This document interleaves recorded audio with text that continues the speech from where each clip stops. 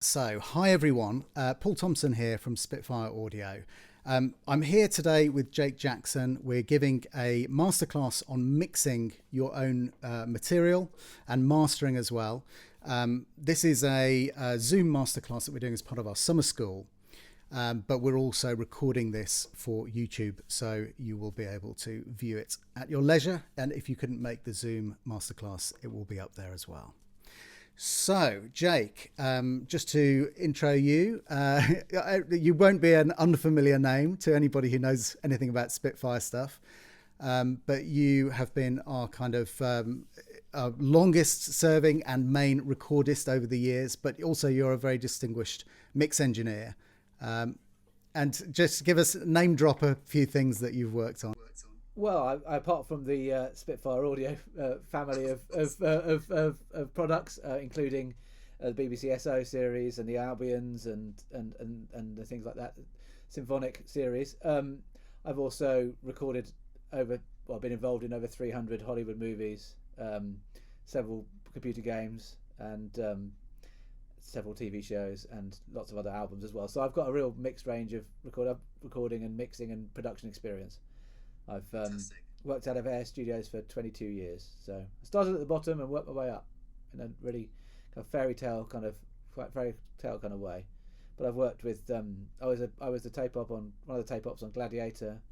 I recorded the Disney film Cinderella, and the BAFTA winning computer game scores for Jessica Curry for things like that. So it's it's been a long and varied career, which is fantastic, and I'm very proud of my involvement with Spitfire too. That's fantastic. Well, I think it's incredibly useful to have that breadth of experience, because it gives you the ability to bring kind of different influences from different types of music and cross-fertilize ideas and techniques. Absolutely. I mean, I've got a long relationship with artists like some people like Nick Cave, and so I've kind of got those style of scores mixed with the pure Hollywood orchestral scores, so it does help to bring that breadth to my recordings, but then also the ideas when we get into the recording of the sample series. Great. Okay, fantastic. Right, so the shape of the class is going to be, I will start us off by kind of talking a little bit about getting your sound together, getting it into your DAW, some thoughts on that. And then we'll look at ideas about how you can make your stuff sound better.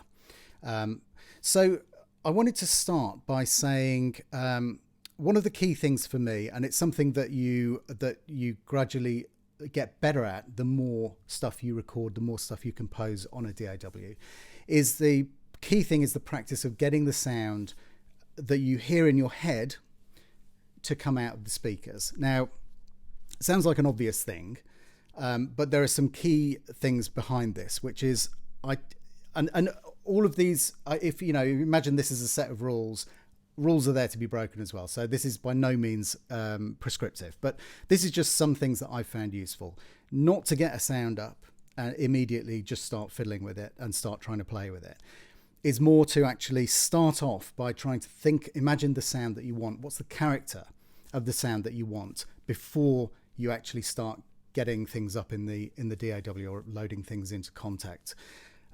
What is the sound's EQ profile? Is it something that's very kind of mid-rangey and kind of aggressive in there? Is it something that's very airy and you want to hear a real shimmer and sparkle from it? Is it something that's a real deep subby kind of thing? So these things will help you not only pick the sound and maybe tune the sound up and down, but also decide how you're going to record it, whether you're going to use some EQ, some filtering, the space that you want the sound to live in, whether you're going to use delays to create an interesting effect, or whether you're going to use reverb to position the sound in a space.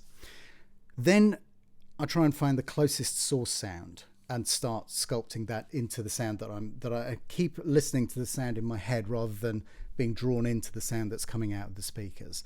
So to give an example of this, it might be that I want to put a shaker part onto something. I wouldn't just immediately load up a shaker. I'll try and work out what I'm trying to achieve and the kind of timbre of the sound is going to be, what I can hear in my head and what I think is going to work. And that might lead me down all kinds of different directions. You could stick up if you've got a mic, everyone should have a mic, even if it's literally just an SM57, absolutely brilliant workhorse mic. But you can stick up a mic and then you could record an actual thing that is like a shaker. So maybe, a shaker or a cabasa, one of those little percussion eggs. Kids' toys are absolutely brilliant.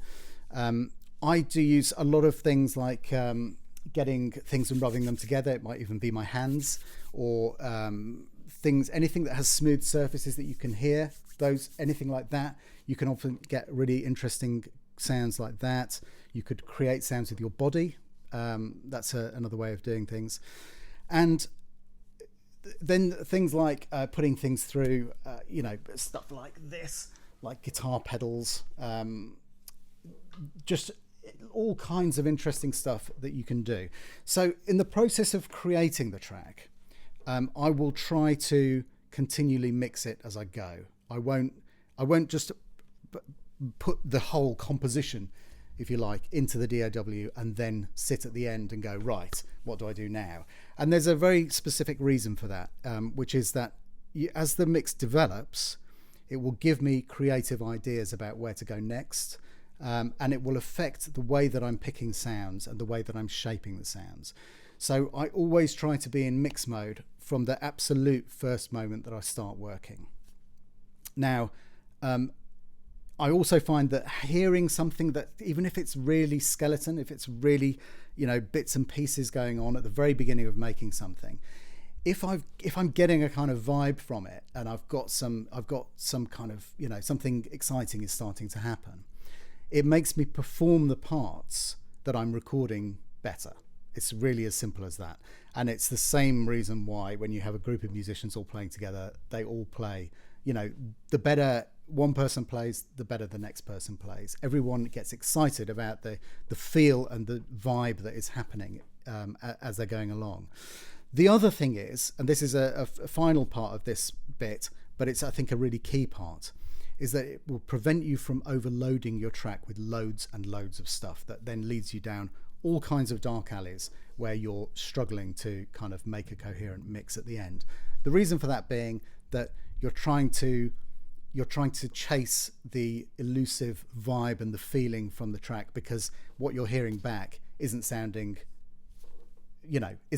like a proper track. That's the kind of key thing. So that's my process in kind of starting to create a track and taking it from that point. So I'm gonna start with some ideas that I have as a composer, and often mixing my own stuff, even if it's just mixing it and stemming it so that I can give it to a great mix engineer like Jake to actually then work with those parts and make it sound really good.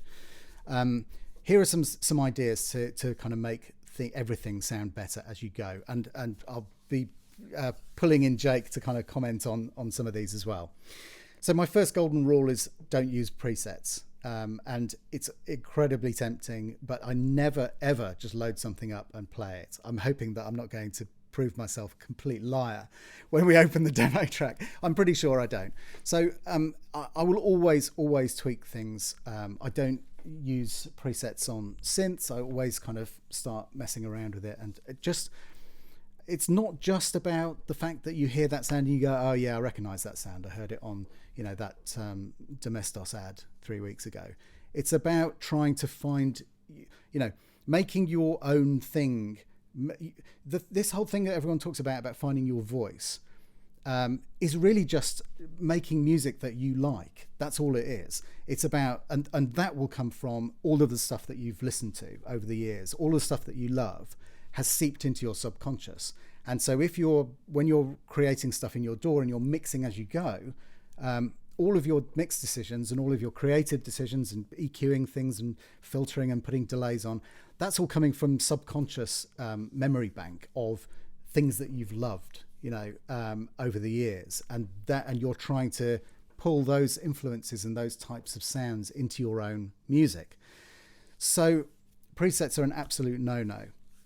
Now, this brings me on to the second thing, which is there are two different ways of approaching creating a piece of music.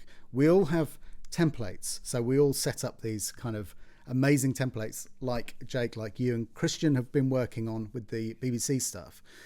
Now, this is great because, you know, especially in the days of yore, before we had machines that could run tons and tons of stuff on them, you would have, like, you know, depending on how far you were down your kind of studio gear acquisition route, you might have a machine that specifically did one job. It might be a cheap PC that it can actually run your strings on, and then you've got a machine that runs your brass and all that kind of stuff. We don't tend to do that now, but this idea of having a gigantic template is, you know, a little bit of a kind of a runoff from those days when you just wanted to call up the French horns. You didn't want to have to go to another machine, load in through, you know, whether it's Vienna Ensemble or something like that, so trying to get the sound back into your door. So you wanted everything ready to go. Now, that's great, and that can be a real time saver when you are writing, once you're in the flow of something. If you're working on an album maybe, and you've got a kind of, you know, you've got the band, as it were, worked out, so you can use that as a template to keep going to moving on to the next track, or a TV show or things like that. But, and this is a very big but, the problem with having a template is that it will lead you into just leaving everything as it is and writing. Now, that's great, but the downside of that is, and I can think of one immediate classic example, which is the opening of Alien, or certainly the bit that everyone knows, with the flutes going through the echoplex. I think I've got that right. It's an echoplex, isn't it, Jake? The dun dun dun dun. Yeah. So I'm pretty sure, because it would have been back then. I think that would be what it was. So if you're, you know, by which I'm trying to explain, if you have your flutes and they're just part of the orchestra and they're preloaded into your template, and they haven't got any effects on them or anything like that, then the temptation is not to kind of go into the template and try and start messing around with it. It's just like, oh, here's my flute part and it's going to do this.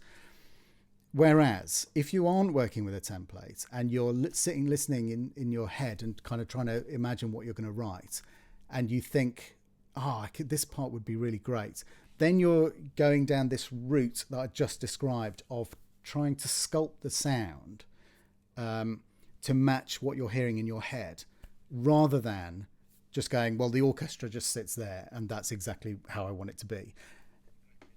I think that there's two different approaches. Yeah, I certainly think you should never use a preset on a plugin apart from the mix plugin. I'm talking about it now. Apart from a reverb, I think you're okay to go flick through some presets on reverb, because it's certainly in your template as a kind of as a you know, having a short one, a long one, a medium one, a very long, and that kind of thing. It's quite useful to have those in your template, I think, and tweak those as well maybe, but certainly have those so you can just get an idea of what those things will sound like. If you want to throw something into a really big reverb, you've just got that there quick and easy, which means you can just do it without having to think too much. That's a good idea. Yeah, I think having a few, my main kind of, I've got 3 or 4 templates, and my kind of film mix one, which is a surround one, has like 10 stems in it. But I have 2 reverbs that I know I always start with on anything orchestral sounding, because I know they work really well. But then if I've got a solo sound, then I will then go and tweak those around. But they're there in my template, which is really useful to then tweak from.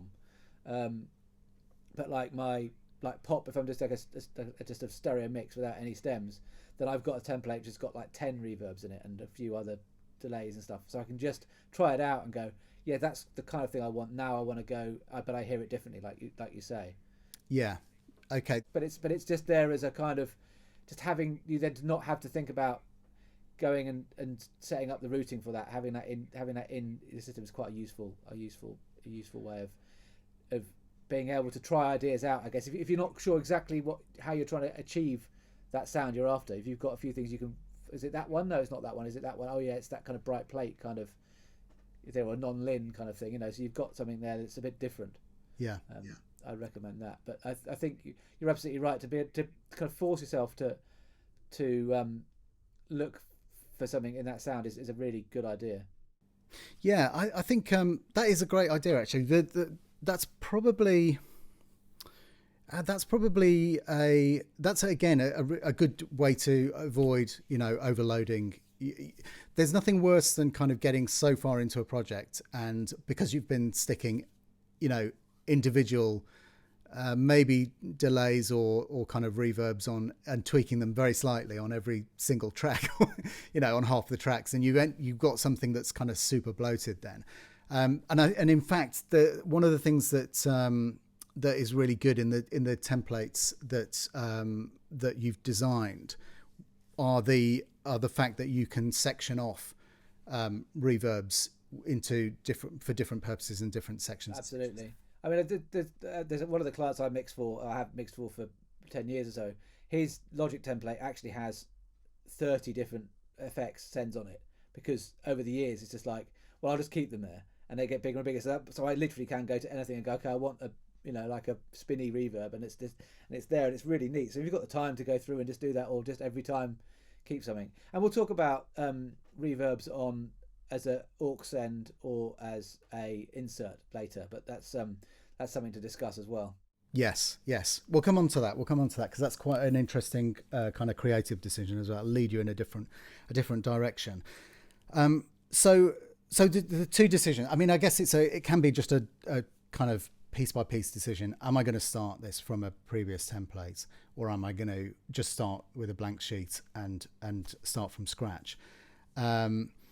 And then I think the other thing is kind of you try and make your arrangement and your orchestration decisions early, and that is also based on what you're hearing, and that's kind of also I'm a big fan of kind of make the most of what you've got, and this is the other thing that will stop you running off down loads of blind alleys, is kind of losing confidence in what you're doing halfway through before you've actually, there's nothing worse than people saying, oh, it's a terrible idea, before you've actually had a chance to explain the idea. And that's exactly the same process that you quite often get into when you're actually writing a piece of music, I find, is that you have to try and discipline yourself to follow the route all the way through to completion, to then decide, okay, is this actually no good and I have to start again? You at least give yourself the chance to kind of get to the end. I mean, how do you, on that side, Jake, how do you find when you're starting a mix and as you're bringing a mix together, do you have a finished idea of what it's going to sound like and you just forge ahead until you get there, or what's your process? If I'm mixing for somebody that someone is, if I'm taking over from you, for example, I have a copy of your mix. I have a demo mix from you, so I know what it sounds like, because I'm not going to go and take it to a different place and pull the faders down and start from nothing, because that's not the kind of thing, that's not how it should be, because everyone knows if you're working on a TV show, then you send that off to the director and they know what it sounds like. So if I come in and make it, rebalance it, then that's no good to anybody, because it's a completely different thing. So I do start with a sound of, I do have an anchor of where I'm allowed to drift from, and that's a kind of important. It's an important kind of staging block. But as for most of the time these days, I'm mixing for somebody who knows what they want it to sound like. It's not like it's not like you're kind of, because it's not like I'm taking an orchestral arrangement of a piano demo that people have been working to. I'm now working to a demo that everyone's got used to hearing. So my job is just to make it sound better. I guess that's the thing, and that is something that is really, really different from, I hesitate to say the old days, but certainly the balance of just literally starting with all the faders at zero in the old days would have been much higher than it is now. Is almost never, because of this fact that people are trying to mix as they go and trying to get they want it to sound. It's not just a case of obviously it is sometimes you can just write an orchestral piece onto the page and then go and stand in front of the orchestra and you're creating a recording from nothing. But often now people are doing their own kind of post-production right from the beginning. And so, That's a good point. It's a very important part of the composition now is in a computer music, because you have to have some understanding of mixing. So anything we can kind of do to help that is good. But then, I don't want to do myself out of a job. So I know the tips to make it sound better. So Okay, so I think I've probably got 10 things here that I think are useful to look at. So the first one is, I know we keep talking about mics, and I know that a lot of people work wholly in the box, but I would urge everybody to buy at least one microphone and just get recording with it, because you will find quite extraordinary. Even if all you're doing is sticking out the mic and banging things and adding stuff to your rhythm tracks, you will find that it makes an incredible difference.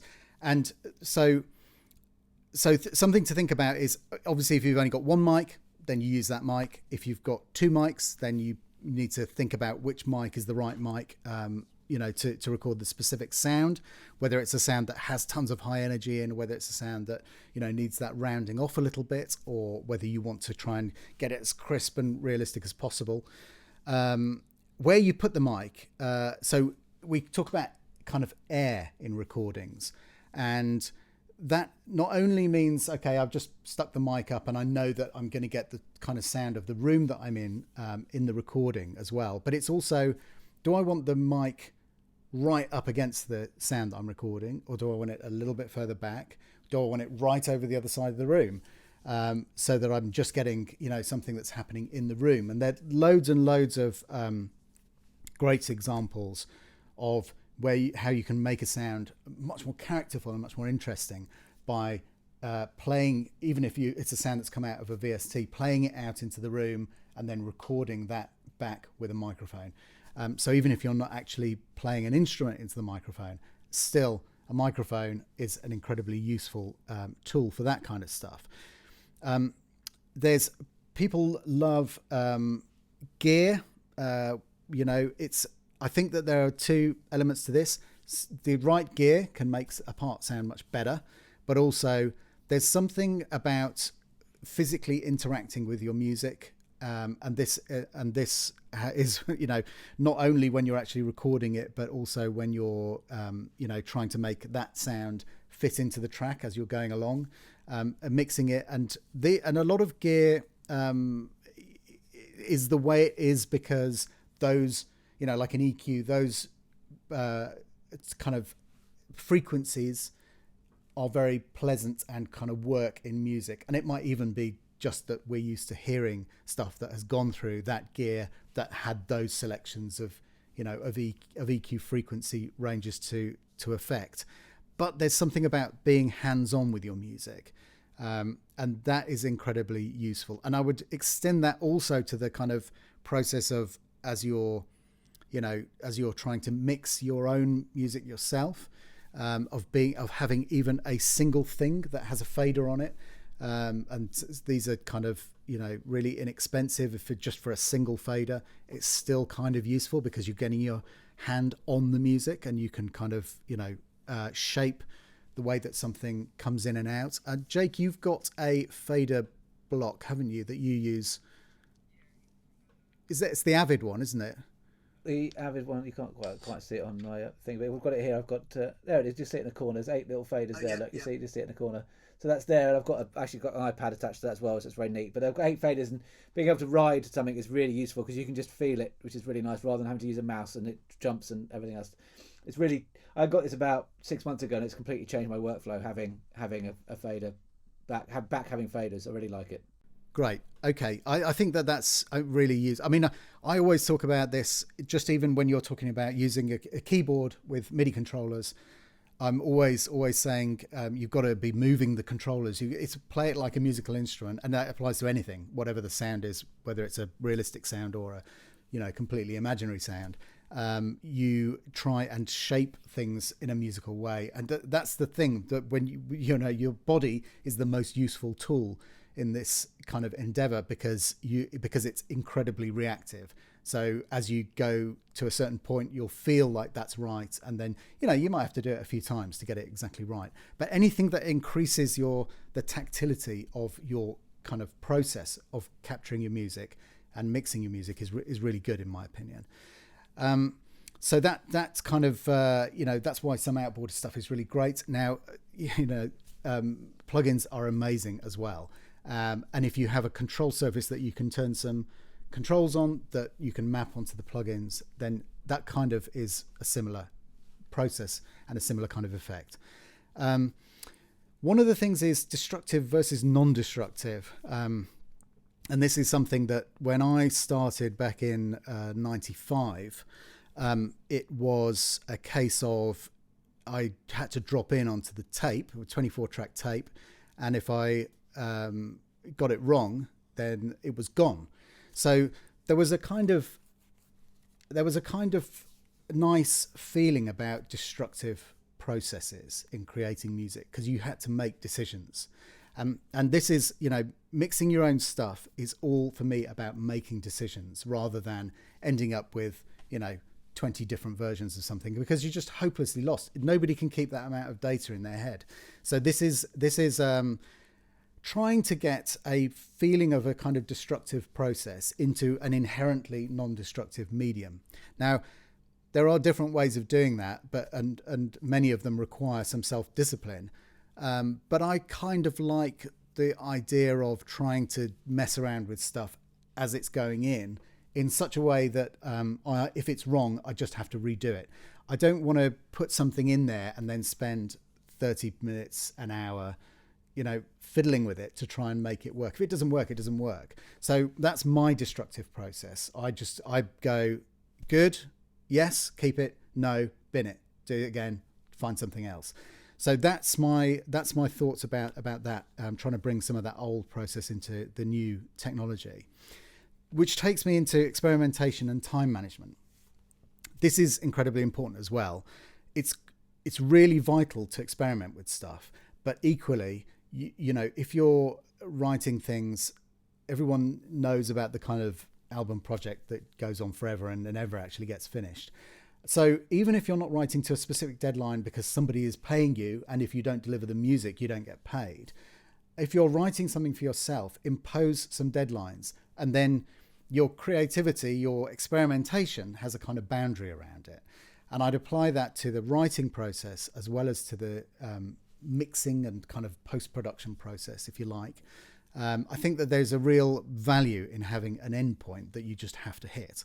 I have endpoints that I have to hit from if you're coming from a purely mix point of view, then yeah, I know that I've got to I will try and do it on a more kind of slightly more micro level. If I know that I've got 5 pieces to mix that day, then I'll make sure that by a quarter of the way through the day I'm on the second piece, or you know what I mean, unless I have to start from scratch. But there comes a certain point where you just basically have to say it's now done.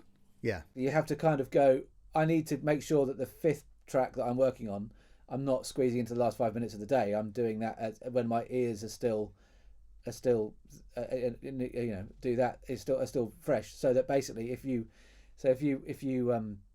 exactly that. So basically, you treat each piece fairly, unless you know that the one at the end of the day is a nice easy piano solo piece that you just need to put some reverb on, and that's that. So time management, I think, is crucial to make sure that you do and realize that you do get tired of a day of mixing. Is a very tiring process.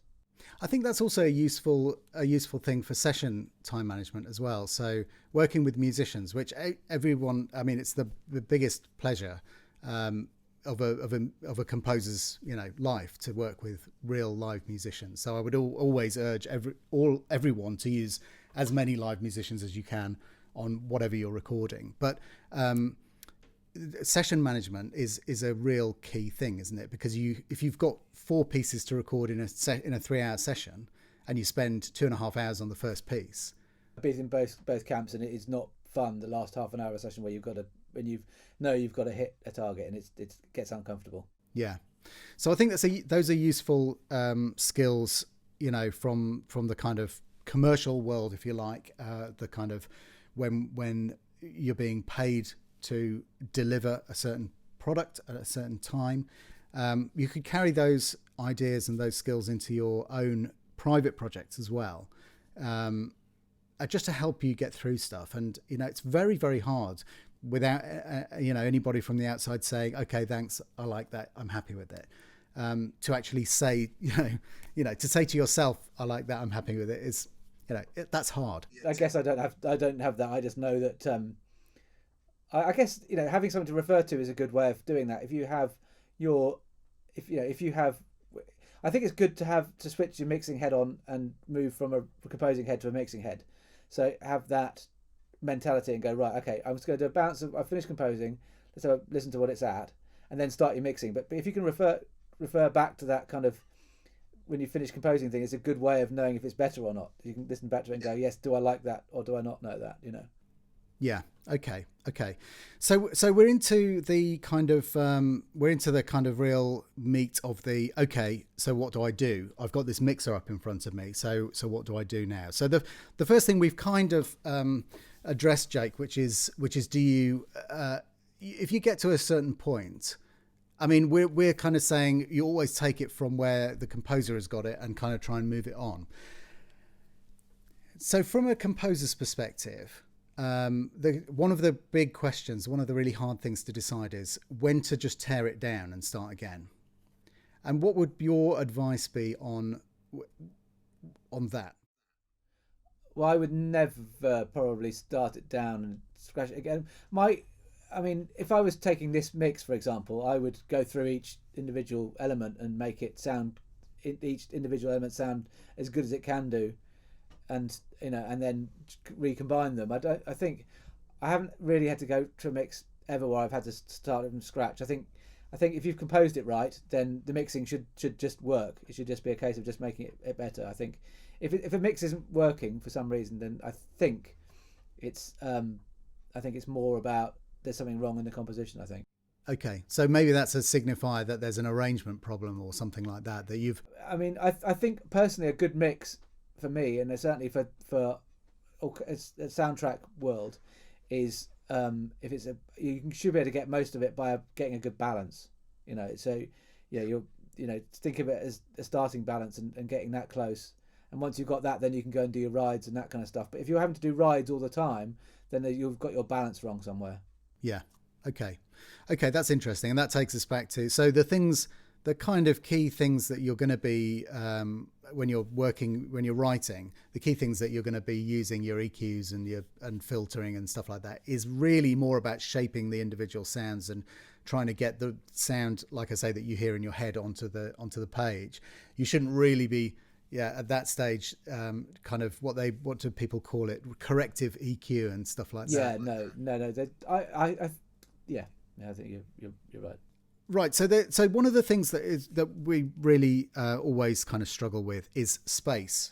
And I know you've got several things that you can use for space. You've got your EQ, you've got delays and reverb, I guess filtering.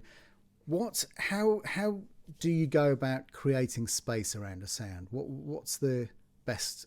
Me personally, well, if I'm taking something that you've done, then I will listen to what you've done. But then for me, I think space for me is reverb. So it's getting the right reverb and that kind of stuff. That really, I try and make something, unless it's got a specific reverb on it, then I will start with it dry and make it sound nice dry, because then I know that what I'm putting into that space is going to sound as good as possible, if you know what I mean. So I'll compress it and I'll EQ it dry, which is harder thing to do, because if I get lazy and I've already put the reverb on, then it already sounds good.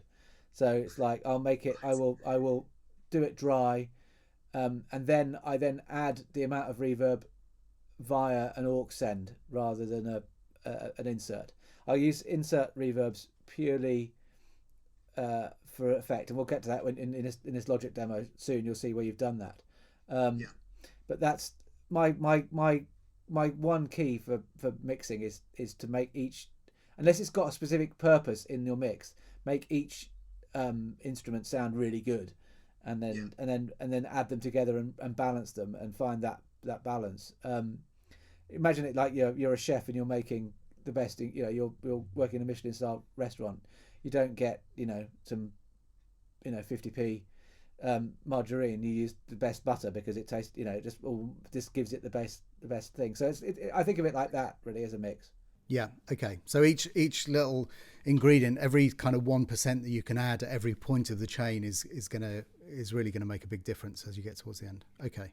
I did that for an artist last week, and they couldn't believe that all those 1% made such a big difference to how they'd done to their mix. But just I went in and added all those 1%, and they were like, wow, it just suddenly gives it that much more, gives it that life by just making each of those ingredients as best as they can be.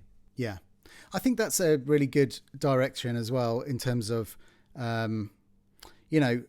like you mentioned just back there, fitting things in, and there is a kind of there are two ends of the spectrum, and the you can't just slap it together. That's the downside of any kind of creative endeavor where you want to end up with something really, really good at the end, is that you have to put in that time to kind of just finessing things, and you get quicker as you go through it. But it is as it is. The first time I did something, it took me a couple of days rather than now I can do something in a couple of hours. It's experience. Yeah. But don't let that put you off. It's you've got to go at it and do it. And I think that's why having the idea of making each individual thing sound really good is a great way to start a mix. Don't think, oh, I've got to EQ it this way because I've read it somewhere. I have to EQ a snare, like a certain way because that's the way I've been told to do it somewhere. Yes. It's not. Yes. If you're struggling with a mix, then start with that basic of making each individual thing sound good, and then get your balance right. And don't start thinking I've got to start. I always start a mix the same way. Go through, make each individual instrument sound really good, find its balance, and then I'll automate at the end. That's great. I mean, I kind of went through a very brief period a long time ago of reading that people were routinely kind of lopping the bottom off anything that they thought shouldn't be in the bass and all that kind of stuff. And then you just kind of go, actually, this is making everything sound worse. Why am I doing this? So, yeah. Don't want to do that. I mean, like if there's a bit of rumble in, like, for example, I will cut off, like if I've got a violin harmonic, for example. Yeah. I'll often take that off because it's just, you just don't need to hear that. You know what I mean? It's like, that's not there. But if it's, if you've got a cello, you don't really want to take anything off that because you're going to lose some of those harmonics. Just to answer someone's question I spotted about working with reverbs, we'll just mention that quickly. To answer that question, Blake's question, the question is, when working with reverb on multiple tracks, do you try to use a consistent reverb across the tracks, or do you get creative on each track? I will use a consistent reverb across the mix, but I will have 3 or 4 reverbs within that mix. So most things will have that same consistent one, but then if there's something I need to be creative with, then I will go creative at that point. But I find that having a consistent reverb really works really well to help tie it together as one piece of music. So if I've got if I've got lots of stems, then I'll use the same reverb across each of those stems because it helps tie it all together and put it in that same space. Right. So because often things, especially with film soundtracks where you've got maybe an orchestra session or maybe a couple of orchestra sessions, and there's a brass overdub or something. Maybe there's a part that's been recorded somewhere else, or a vocal overdub that's been recorded in a really dry room. And the rooms where there are often recordings made from things that are recorded in different sounding rooms, and then you end up with quite often you'll have the kind of classics like the TC6000 large warm hall or something like that. I mean, there are lots and lots of different, people have their own kind of preferences, but putting a little bit of that on it, I think people really, really kind of tangle themselves up with trying to make everything sound like it's in the same room before kind of trying to unify it with one overall reverb at the end. Do you know what I mean? Yeah. I put different levels on for like longs and shorts have different levels of the same reverb, but just different amounts of it. So so that's okay. What I do. Should we start looking at some examples? Yes. Let's have a look. So I don't know whether is it worth kind of playing the whole track down first, or should we just dive into individual? I think let's dive into it and we'll play it at the end. Play it at the end. Okay. All right. Let's have a look at track 4. So this is just to remind. I think I might have mentioned this at the beginning, but this is a demo that I wrote using the Percussion Swarm library. So it's basically 3 percussionists in Air Studios, one in the middle, one at each side. And so we've got a variety of different kind of mic options. But what I've tried to do in this track is try to make these individual parts have a specific character, and I kind of got that idea in my head before I started. So if you just turn off the Echo Boy and the Black Hole, Jake, and we'll just hear it kind of dry. So this is a kind of repeating part that goes through the whole thing. If we just solo that track.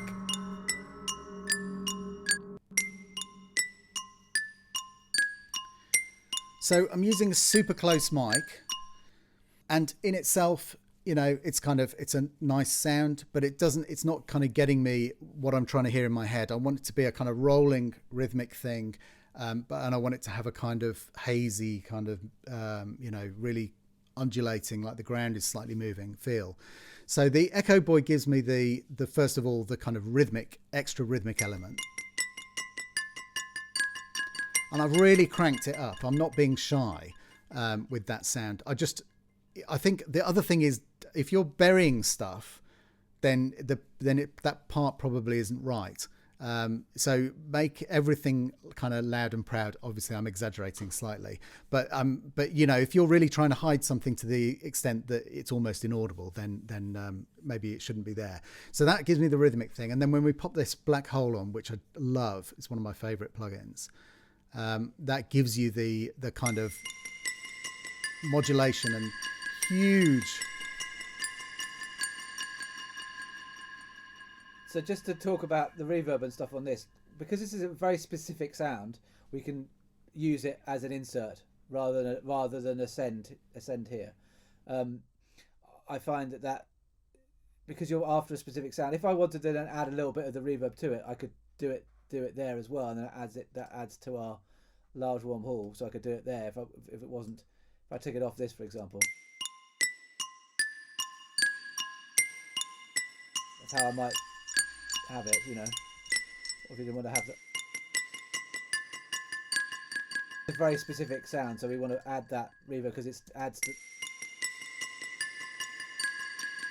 And you wouldn't want to put that length of reverb across the entire mix of all your. That wouldn't want to be your go-to mix. So that's a very specific reason for using a reverb on an insert rather than a send. And just to mention, that Black Hole is from a guitar effects pedal. Actually, it's from the Eventide H9. So I think that's probably where I discovered it first, but on the guitar effects. But it's a really great one. That's a really characterful one. If we have a quick look at track 9, Chimes.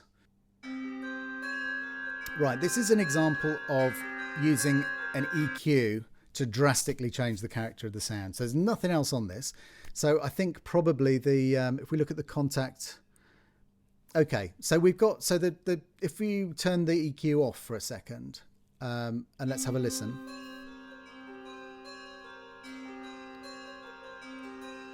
So you can hear that sound is the mics that we've got are they're kind of close to mid sort of sound. We haven't got this big hall sound on it or anything like that. But what I really needed this to do was to kind of was to have that kind of bitey sound that you get when you get something that really kind of lots and lots of mid-range in it. And if you push that mid-range up, actually, if you watch the EQ while it's playing, you can see that a lot of the energy of the actual sound is in that area.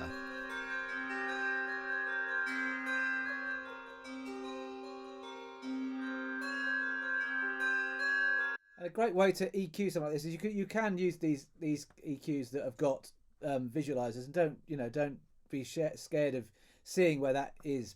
But what I like to do if I'm EQing and looking for that kind of effect, what I might do is you start it and then you just play it and you grab it and move it around, put it up really loud until you hear that sound you're after, and then you might bring it down to how you want it to be.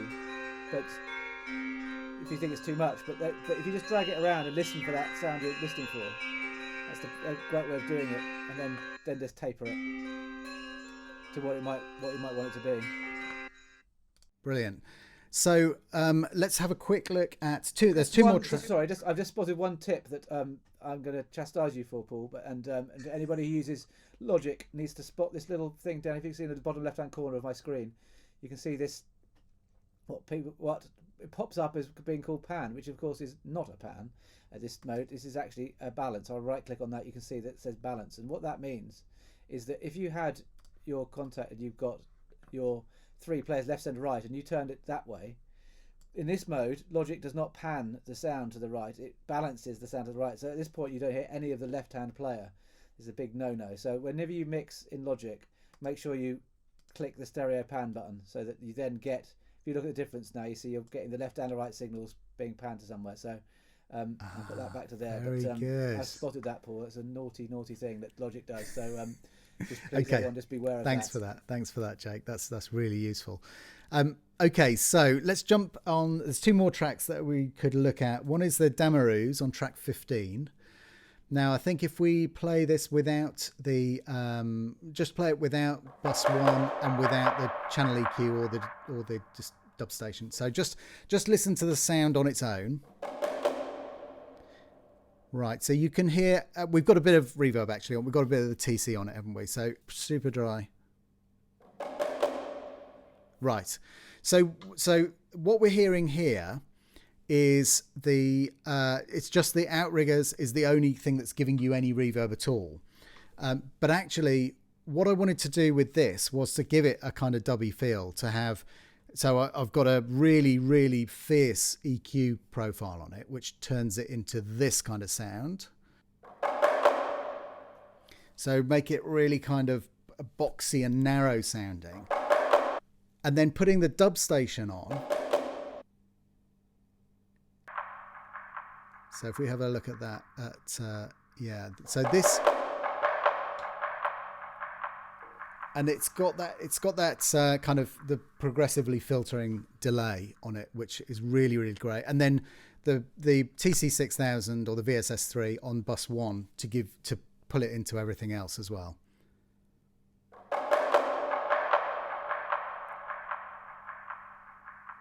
And I love the sound of the reverb on those delays. Really, really love that sound. I grew up in, went to university in Bristol, so grew up on Portishead and Massive Attack and stuff like that. So that's where that comes from. So America was the last thing to have a quick look at.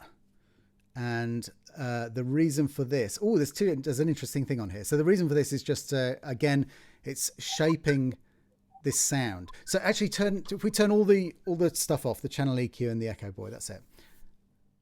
Okay, so this sound is a little bit vanilla on its own. So it's a nice sound. It's got that kind of reversey feel about it. But again, I wanted to just really kind of try and give it a lot of character and make it sound. So if we pop the EQ on, that's my first thing, is to kind of tighten it up a little bit. And then putting the Echo Boy on to give it that rhythmic.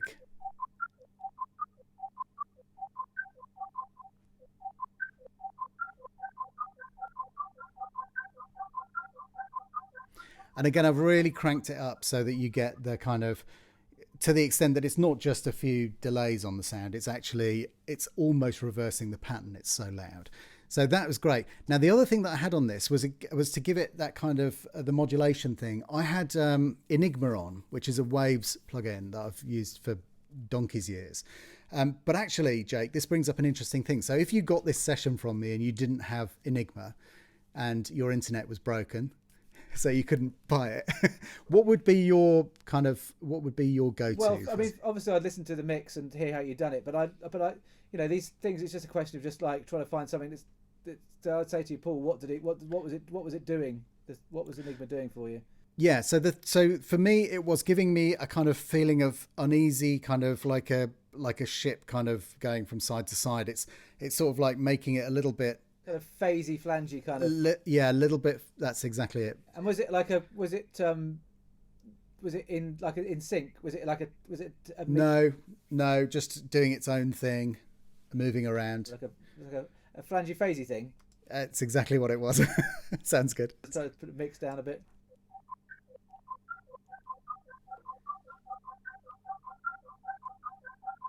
Crank it up a bit louder.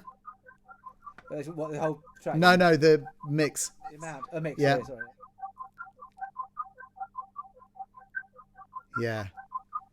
Yeah. That's just giving you that kind of slightly odd uneasiness. Okay, that's great. So love that. Brilliant. Okay, well, so should we have a quick listen to the track? It's about a minute and a half long, and then we'll dive straight into questions.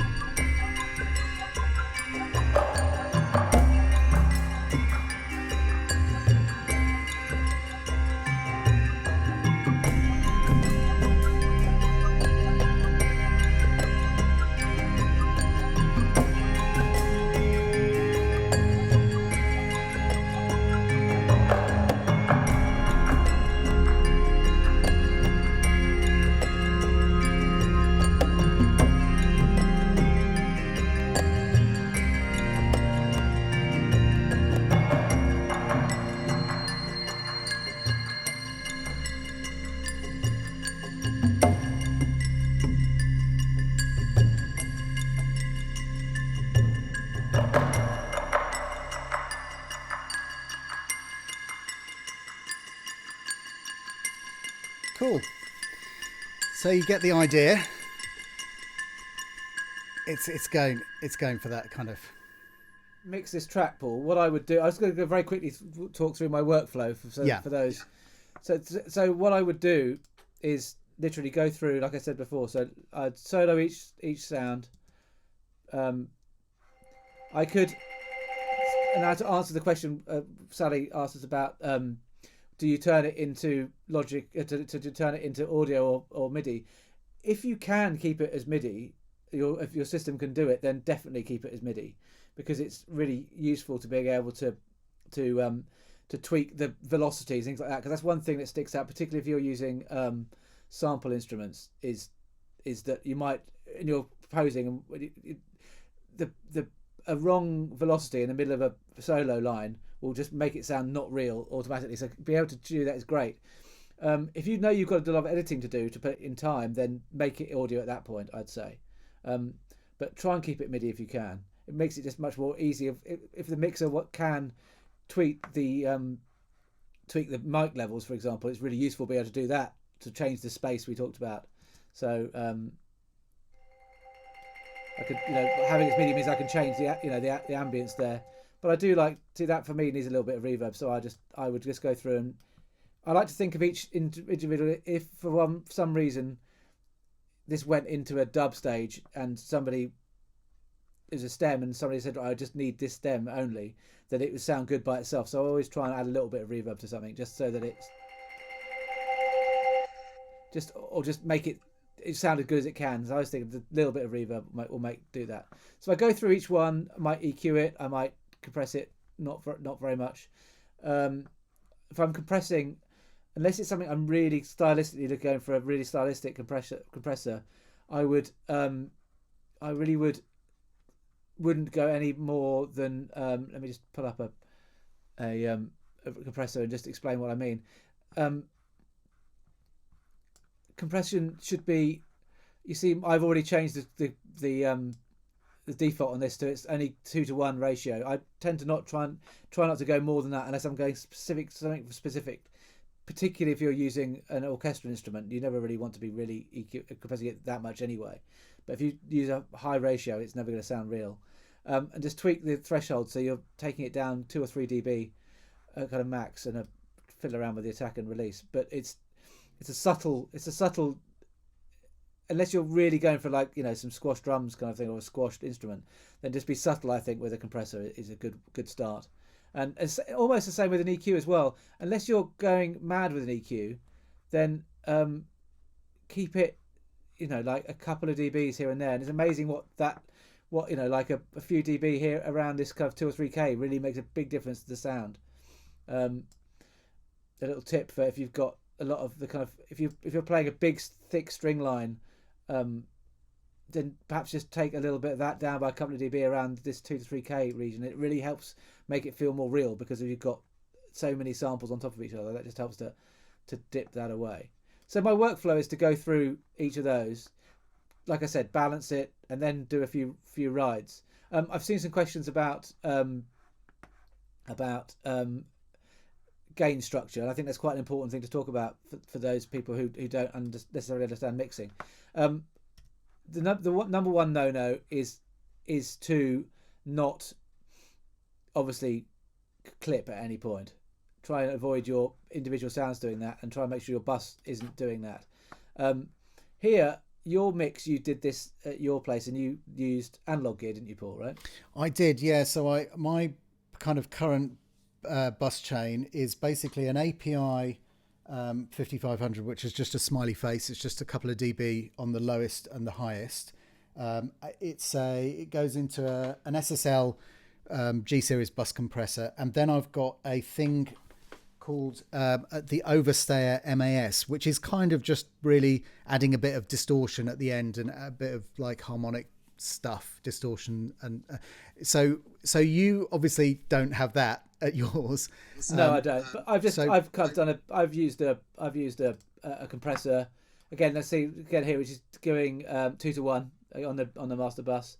I've got a nice EQ that's doing a similar smiley face. I've had to listening to your reference track and against my track, I had to actually add quite a lot of bottom end onto yours, and then I've got like this vitalizer, which is a kind of thing. It's got a bit of harmonic drive in it and some other harmonic bits and pieces, and then because I've using a limiter. But you'll see here that there's a lot of gain going on in my track compared to things. So I've got if you go here, I've got 6 dB of gain on my compressor, and then even got like 9 here. So somewhere down the line, your gain structure isn't quite perfect, Paul, I'm afraid to say.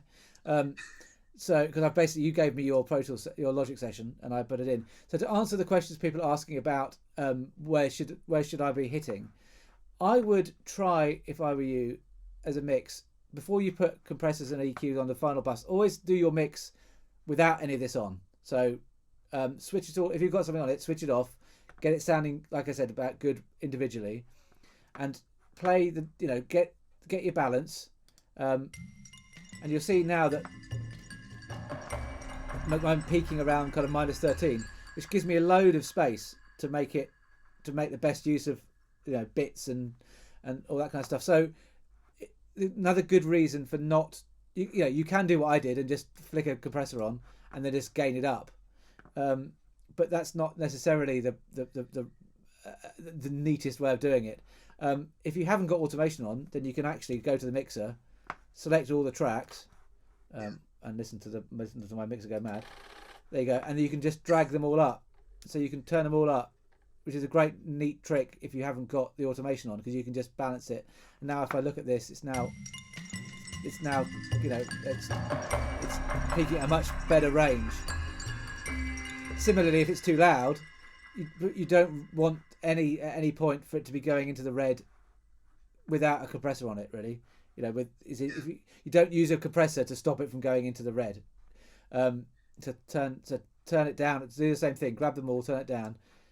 if you've already got automation on the mix, then find another way of doing it. Either put a gain in, or you can cheat by putting a gain plug in here, but it's a bad cheat, really. Yeah, I think that's my so this is a little bit of an Achilles heel, which is that I like to have all of the stuff on while I'm actually writing. Yes, and there's a question, and someone's asked that exact question. Yeah, and it is dangerous. I mean, I am kind of residually or vestigially, or whatever the correct word is, aware that when it's something like this, where I know it's just I'm not going to be sending it anywhere. Nobody. Well, obviously in this case, I did have to send it to you. But if it's something that all I'm doing is I'm doing this. It's a demo, and it goes, and as long as my end thing is at the right level, that's fine. Then I get in I tangle myself up in all kinds of knots as I'm going along. Of course you do, and I think that's why I'm trying to say cranking it up. Yeah. I think having a little limiter at the end to making sure that it's not limiting by a certain amount is good. Make sure it's not smashing it down by 5 or 6 dB. It's just tickling the top off. And also just make sure you're not always here. Make sure the output is not hitting 0.0. You're giving yourself a little bit of headroom. So if you make it into an MP3, generally making an MP3 will make it louder. So therefore, give yourself a little bit of space so it's got somewhere to go after that. Yes, of course, it is a problem with writing with that stuff on it. But again, if you can leave that till the end, till you've got a balance, then that's fine.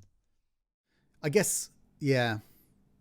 I guess it's just once you've put it on, you either write with it on or you write with it off, rather than because putting it on halfway through the process will cause all kinds of problems. Yeah, so I personally feel you should write with it off, and then flick it on at the end, and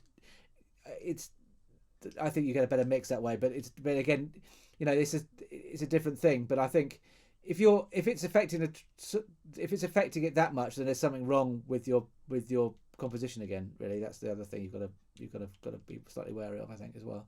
If by smashing the compressor, it's look, maybe that may be what you're after, and that's cool. Yeah, I think it's different for trying to get you frame my headspace into Bristol was I just needed to have it pumping. Of course you do. But if we're thinking about the more, that's quite a stylized sound you're going for. Yeah, I think. Yeah. But if you're looking at it from a mixing point of view, that's not how you wouldn't start by putting the mix bus on and listening to everything through the mix bus. It's just not the way you do it in an analog world. And that's, I'm always trying. I know I've got the luck of and the joy of learning in an analog world, so I understand. I try and think of my mixing as that from that point of view, and to think of the gain structure that way as well. But if you're doing a traditional kind of soundtrack with orchestral sounds, then you don't really want to be smashing a compressor that much. I also had the L2 on the end, which will make your hair stand on it. that would have put a lot of that gain on there. So yeah, absolutely. Yeah. Should we let's look at the questions? I think now. Yeah. Okay, so I think I've hopefully managed to catch most of the questions and introduce them into the things we went along. But is there any that we've missed, Sally? I think there was a question earlier actually which we didn't address about recommendations on a kind of starter microphone. I think your own samples. Yeah, I think. Well, to be honest with you, I think it's always. I think if you go to a well-known manufacturer and get a cheaper mic from them is a good starting point, because they've got that kind of history of knowing how to make a really good microphone. So their cheaper microphones are going to be the same ethos. I guess you could say the same thing about Spitfire. The Labs products are going to be really good because you can't reduce. You're relying on a brand name, so I think it's important that you for that brand. So I think if you're struggling for a mic and you haven't got got a couple hundred pounds, then go to a well-known mic manufacturer and see if you've got a mic there that will fit your budget. But to be honest with you, nobody ever questions what mic. No one could. I could play you any recording, and you wouldn't say to me that was recorded on that microphone, or it would sound, like what you could tell you which microphone it was recorded on. It was, it's about the, if you think about the Beatles, for example, like they were recorded some great microphones, but it's about the music you make, not really the microphone, I think. So you can make any microphone sound good just by, the instrument makes more of a difference than a microphone does as well. That's the other thing, is when I'm choosing microphones for a recording, the instrument will make more of a difference than the microphone will. There's I put on my YouTube channel a kind of budget mic shootout, which might be useful to have a look at as well. And there's a couple of, they're all inexpensive, but like you say, Jacob, the AKG baby versions of the 414, which is obviously a kind of standard, really useful mic. The kind of cut down versions of that are incredibly good. I mean, all of the budget mics that I tried these out days, most mics great. are really good. The Rode ones, the Chinese ones are, they're extraordinary for what you get. The SE. But SE, all that kind of stuff. So there's more questions. I've got a question for you, Jake, about it's a question and a kind of comment. Harmonic distortion seems to work beautifully on springs and brass buses, not so much on woodwinds though. Have you got any thoughts on that?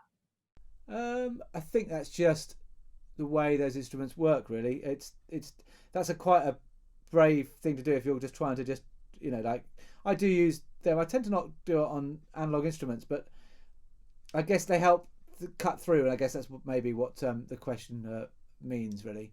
It's woodwinds is a very traditional and a very specific sound. They if you change them too much, then they lose their character. I guess you can play around with brass and strings a lot more, and they still sound like you want them to sound. But if you play around with a woodwind instrument, it takes it away from what it might be. We've got another question from Andrea. Can you quickly explain how to prepare stems for mastering? Is there a specific dB level for TV or film that's different? I think you just if you're doing a mix for a TV show or a film dub or something, TV dub or a film dub, then just aim for 0 being the top, or minus 0.5 or something. The mastering for them is they will make it the right volume against the dialogue and the track, but you want your music to fit any of the other music that's in there. So if it's different composers or different library music or whatever, they're going to be hitting the top level, and particularly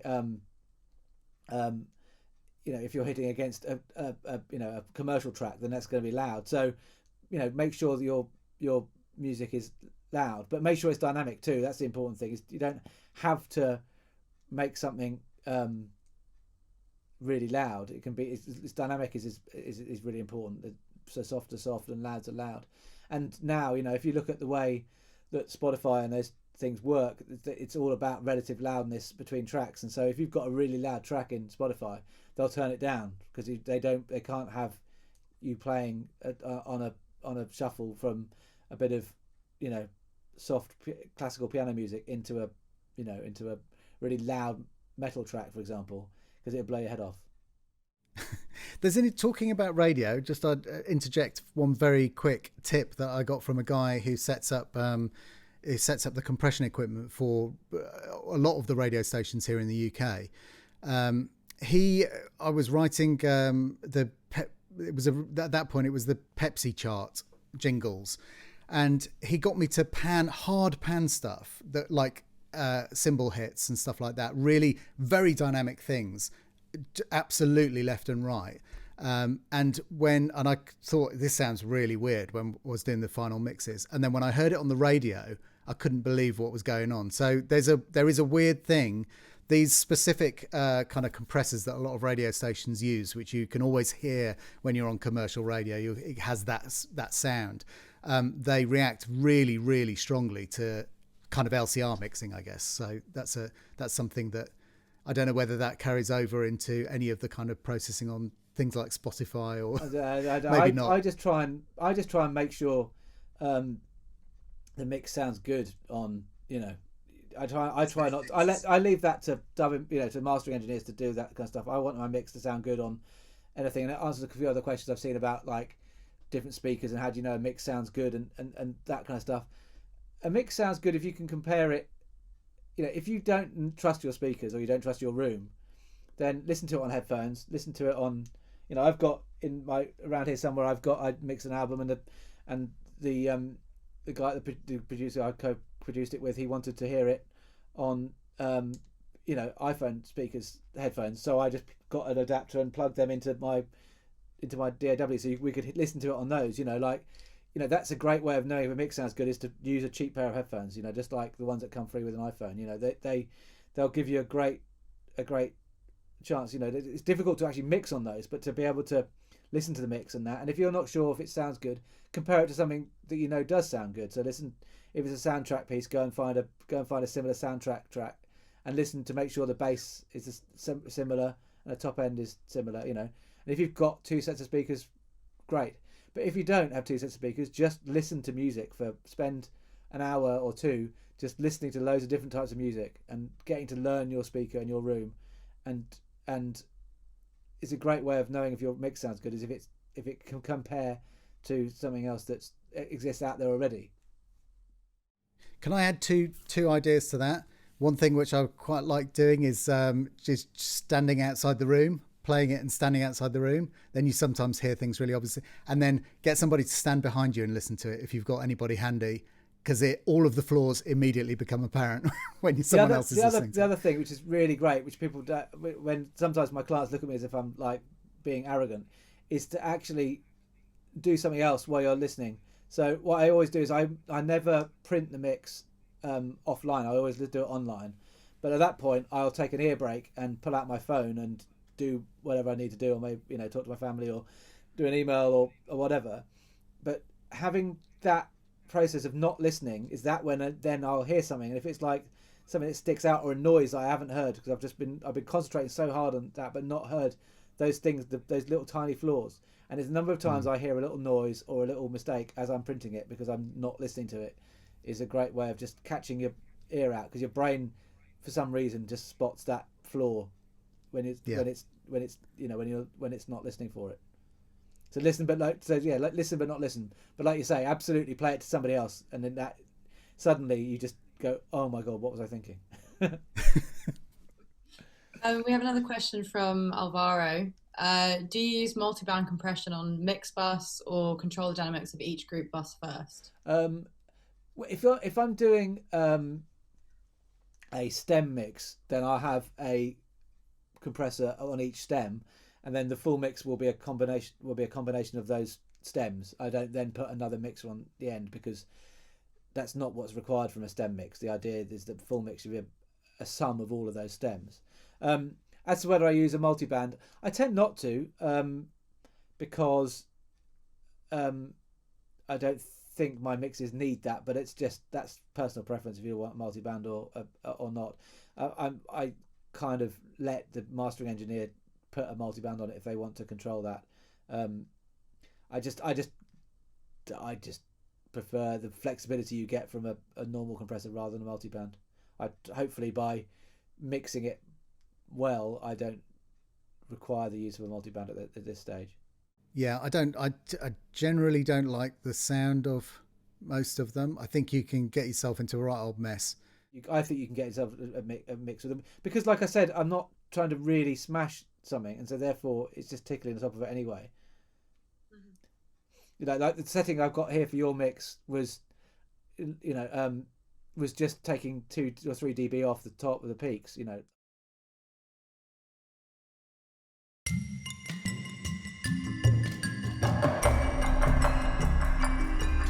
Because I turned it up, it's taking a bit too much off. But it's sounds great. Yeah. So it's just it's 2 or 3 dB, which just helps you. It just helps you take those little peaks down, but you're not hearing it, which is kind of really important for I think for a mix of soundtracky kind of music. Jake, thank you ever so much for your time tonight. It's been absolutely fantastic, and I've learnt some stuff as well, which is always every time I have a conversation with you. This is, I think, just this my one takeaway from it is just don't if it sounds good, it is good. You don't try not to copy too many people too much. It's there's the rules are there. Don't worry about breaking rules as well. If you like the sound of it, then that's great. Brilliant. Thank you ever so much. And thank you all for watching. It's been absolutely fantastic. I hope you found some of this useful and you can put it to work in creating your own music. So thanks very much. We'll see you on the next one. Bye-bye.